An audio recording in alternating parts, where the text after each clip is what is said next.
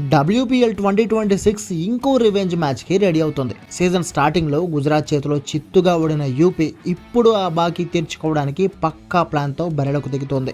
దీనికి తోడు సీజన్ స్టార్టింగ్లో బ్యాటింగ్ బౌలింగ్లో అదరగొట్టిన గుజరాత్ లాస్ట్ 3 మ్యాచెస్ నుంచి ఏదో టీం మొత్తానికి అల్జీమర్స్ వచ్చినట్లు బ్యాట్ పట్టుకోవడం, బాల్ విసరడం మర్చిపోయినట్లు దారుణంగా ఆడుతూ హ్యాట్రిక్ మ్యాచ్లో ఓడిపోయింది.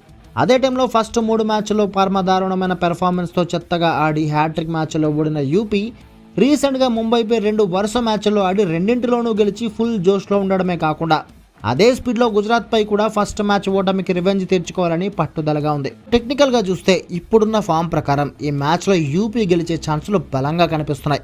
అంటే రివెంజ్ తీరడం పక్కా అన్నమాట. బట్ ఎందుకో నా ఇంటర్నల్ ఇంట్రూషన్ మాత్రం ఈ మ్యాచ్లో గుజరాత్ సాలిడ్ కంబ్యాక్ ఇవ్వడమే కాకుండా మళ్ళీ యూపీని ఓడిస్తుందేమో అనిపిస్తుంది. మరి చూడాలి ఏం జరుగుతుందో. యూపీ గెలిచి ఫస్ట్ మ్యాచ్ పగ తీర్చుకుంటుందా, లేదంటే మళ్ళీ ఓడిపోయి గుజరాత్ ముందు జహాపనా తుస్సి గ్రేటో అంటుందా? మరి మీ ఒపీనియన్ ఏంటి? ఈ మ్యాచ్లో ఎవరు గెలుస్తారని మీరు అనుకుంటున్నారు? కామెంట్ చేసి చెప్పండి.